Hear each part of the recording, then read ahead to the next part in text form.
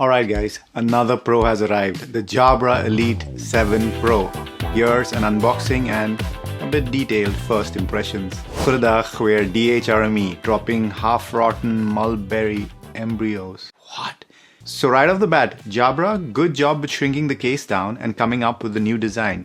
This case is a little smaller than the 85T volume-wise, and also the buds stick out a little less in the ear due to the buds being even more compact.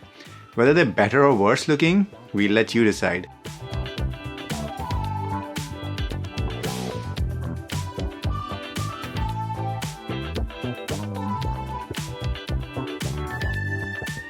Jabra sticking to its guns of having physical buttons rather than touch controls, with all the advantages and disadvantages that comes with.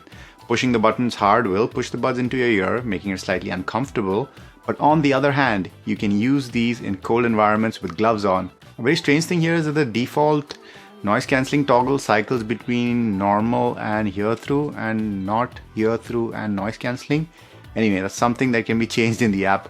These don't have the oval shapes that the Elite 85T had, and that means it's back to good old spherical buds. I found the Elite 85T to be comfortable and thought they had a reasonable fit, but I don't think I would necessarily work out in them. I think the fit on the 7 Pros is pretty good, having used them for more than a couple of hours. They seem comfortable and didn't fall out of my ears while I was dancing with my son, which is kind of a solid test.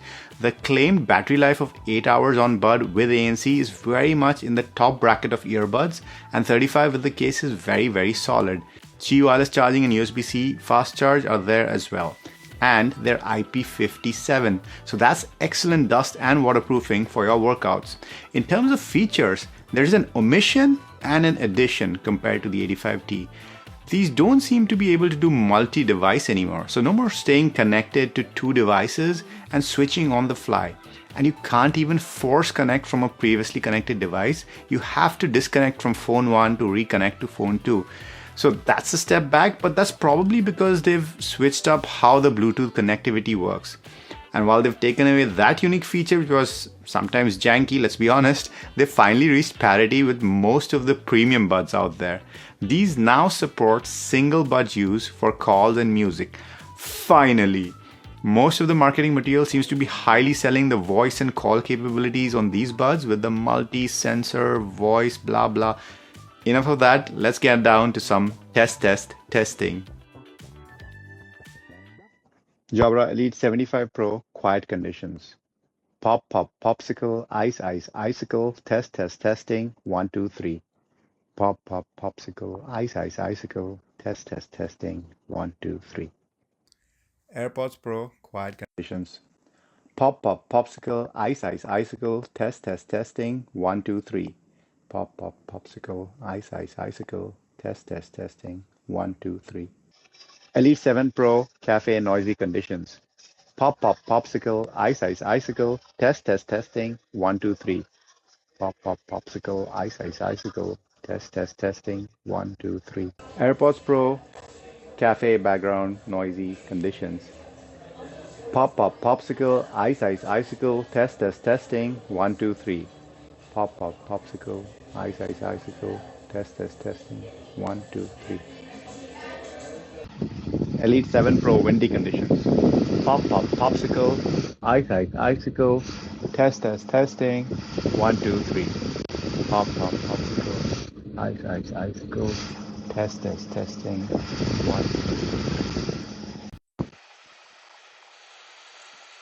Pop, popsicle, ice, icicle, testing, 1, 2, 3. Pop, popsicle, popsicle, ice, icicle, testing, 1, 2, 3. So what did you think? Leave a comment down below. Let's talk about ANC. I compared these to the Elite 85T and the AirPods Pro, and since this is an early review, we won't be putting up samples and talking about transparency mode yet, but here's my view on it. The AirPods Pro ANC is superior to both of these, period. And the Elite 7 Pros are better than the 85T. Now, will this difference matter when you're listening to music even at normal levels? Maybe not, But if you want real quiet without even music in your ears, these are the things that kind of matter. Moving on to sound. These are plenty loud, but definitely not as loud as the Elite 85T and definitely not close to the Galaxy Buds Pro. So far I've tested them with pop, metal and some jazz using FLAC and Apple Music lossless on my Android phone, and these sound a lot like the Samsung Galaxy Buds Pro. That pretty much tells you all you need to know, isn't it? The Samsung Buds Pro are one of our favorite sounding buds of 2021, so that's a compliment. But we said a lot, not exactly. The bass sounds full and good, not overdone, very enjoyable.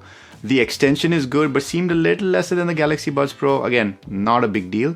When it comes to mids, the biggest difference that I found is that the high mids and treble are shouty and sometimes far too forward. I mean, it's good resolution, it doesn't sound thin, but the forwardness borders on grating. I had to do some aggressive EQing in the app and then it was much better. Don't you just love first party equalizers? Testing my favorite metal testing song, because I'm too lazy to change it. If you know a better one, leave a comment down below. When the drum rolls on Slipknot's Unsainted happen, the toms have a way too harsh metallic edge without EQing these buds. I think the Galaxy Buds Pro approaches that as well, but rolls off at just the right point. I did a preliminary EQ to tame that shrillness, and that really helped. Comparatively, the Elite 85T sound very muddy, and the limitations of the drivers, especially in the treble region, really show. Very thin sounding. The Elite 7 Pro is a clear winner for me for sound compared to the 85Ts, especially for quieter music and after EQing. So that's it guys, that's been my first impressions of the Jabra Elite 7 Pro. If you have any questions, you know where to find us. Oh, and another thing, this video is sponsored by you. We don't have a sponsor, so if you want to help us out guys, do check out our Patreon page. We work hard for these videos and it would really help to be supported by you guys. You've been hearing the pros and cons of the latest pros, and we've been DHRME. Namaste.